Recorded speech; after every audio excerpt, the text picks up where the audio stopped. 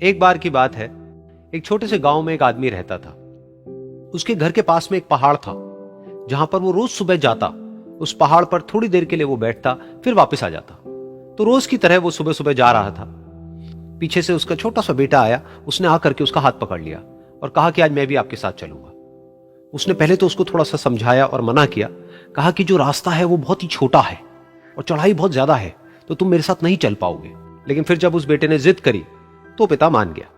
तो दोनों पहाड़ पर चढ़ने लगे। पिता ने बेटे का हाथ कस के पकड़ा हुआ था। लेफ्ट साइड में पहाड़ थे, राइट साइड में खाई थी और रास्ता बहुत ही छोटा था। और वो पहाड़ की चोटी तक पहुंचने ही वाले थे, तभी रास्ते में एक बड़ा सा पत्थर आया। क्योंकि पिता उस रास्ते पर रोज आता था, तो उसको पता था कि वहां पे पत्थर है, तो वो साइड से निकल गया।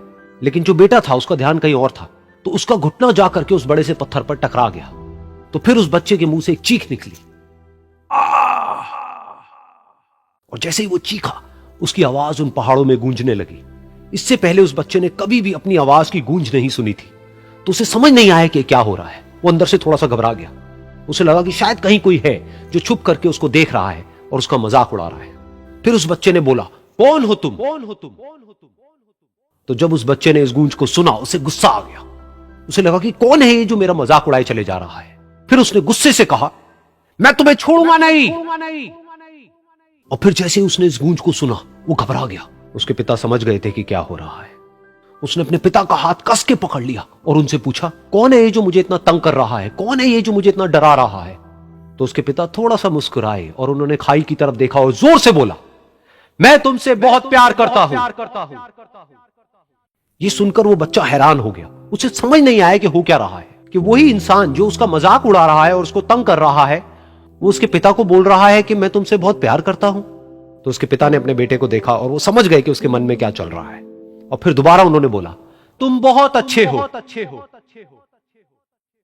और ये सुनकर उनका बेटा भी थोड़ा सा मुस्कुराया और पूछा अपने पिता से कि ये क्या हो रहा है। और फिर उसके पिता ने अपने बेटे को समझाया, ये जो आवाज तुम सुन रहे हो ना, ये किसी और की नहीं है, ये तुम्हारी ही आवाज है जो कि पहाड़ों में गूंज रही है। और तुम्हें अपनी ही आवाज सुनाई दे रही है। जैसा तुम बोलते हो ठीक वैसा ही तुम्हें सुनाई देता है। अगर तुम गुस्से से कुछ कहोगे तो पलट करके जो आवाज आएगी उसमें भी गुस्सा होगा। लेकिन अगर तुम कुछ अच्छा कहोगे तो वो आवाज भी अच्छी होगी। बिल्कुल इसी तरह से हमारी जिंदगी में भी होता है। जैसा तुम अपने मन में इस जिंदगी के बारे में सोचते हो, ये जिंदगी तुम्हारे लिए बिल्कुल वैसी ही हो जाती है।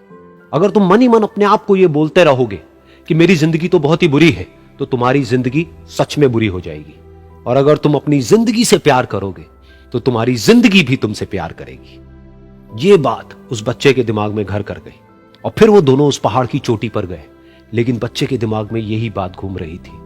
और फिर वो बच्चा खिलखिला के हंसा और उसने अपने दोनों हाथ खोले और अपनी पूरी ताकत से बोला, मैं तुमसे बहुत प्यार करता हूं।